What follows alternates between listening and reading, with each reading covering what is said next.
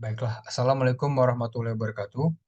Perkenalkan, nama saya Zaki Alfazin Imam dari S1 Informatika Fakultas Informatika. Dari kelas IF4602 dengan NIM 1301223172. Pada kesempatan kali ini saya akan membahas mengenai sumber-sumber hukum Islam. Sumber hukum Islam ada tiga, yaitu Al-Quran, Hadis, dan Sunnah. Pengertian Al-Quran. Al-Quran menurut bahasa berarti bacaan atau yang dibaca. Menurut istilah, Al-Quran adalah wahyu Allah Subhanahu wa taala yang diturunkan kepada Nabi Muhammad SAW melalui malaikat Jibril sebagai petunjuk bagi umat manusia.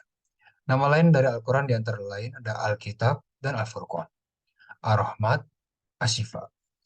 Isi Al-Quran secara umum, secara garis besar ada enam. Yang pertama adalah akidah, yang kedua adalah ibadah, ketiga akhlak, keempat hukum, kelima dasar pengetahuan, dan yang keenam adalah sejarah. Beberapa fungsi Al-Quran dalam Islam. Pertama adalah Al-Huda, petunjuk. Dalam Al-Quran ada tiga posisi Al-Quran yang fungsinya sebagai petunjuk. Al-Quran menjadi petunjuk bagi manusia secara umum, bagi orang yang bertakwa, dan bagi orang yang beriman. Asy-Syifa sebagai obat, Al-Mauzi'ah sebagai nasihat.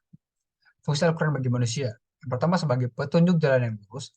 Al-Quran memberikan petunjuk agar umat manusia dapat terus berjalan di jalan yang lurus. Hal yang dimaksud adalah manusia harus hidup dengan baik dan benar, atau dalam istilah di jalan yang lurus. Berikutnya adalah merupakan mukjizat bagi Nabi Muhammad SAW. Al-Quran adalah mukjizat yang diberikan kepada Nabi Muhammad SAW, berbeda dengan nabi-nabi yang lainnya yang diberikan mukjizat seperti berbicara dengan binatang, menyembuhkan penyakit, dan lain sebagainya. Berikutnya adalah menjelaskan kepribadian manusia. Fungsi Al-Quran selanjutnya adalah menjelaskan kepribadian manusia dibandingkan dengan makhluk lainnya yang ada di bumi. Manusia adalah makhluk yang diberikan akal, bisa membedakan yang baik dan mana yang buruk, dan membuatnya berbeda dengan binatang-binatang yang merupakan ciptaan Allah juga. Berikutnya adalah hadis. Pengertian al-hadis. Hadis menurut bahasa yaitu sesuatu yang baru, menunjukkan sesuatu yang dekat atau waktu yang singkat. Ada juga berarti berita, yaitu sesuatu yang diberitakan, diperbincangkan, dan dipindahkan dari seseorang kepada orang lain.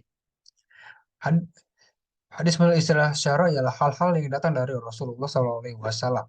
Seperti yang pertama adalah hadis qauliyah, yaitu ucapan, yaitu hadis hadis dari Rasulullah SAW yang diucapkan dalam berbagai tujuan dan persuaian situasi. Berikut ada hadis fi'liyah, yaitu perbuatan-perbuatan Nabi Muhammad SAW, seperti pekerjaan melakukan sholat 5 waktu dengan tata cara dan rukun-rukunnya, pekerjaan menaikkan ibadah haji dan pekerjaannya, mengadili dengan satu saksi dan sumpah dari pihak penduduk. Berikutnya ada hadis takriyah, yaitu perbuatan sebagai para sahabat Nabi yang telah diikrarkan oleh Nabi Muhammad SAW. Baik perbuatan itu berbentuk ucapan atau perbuatan.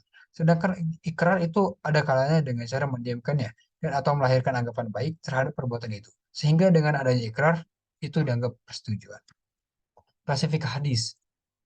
Klasifikasi hadis. Yang pertama ada hadis sahih, yaitu hadis sahih adalah hadis yang sanadnya bersambung.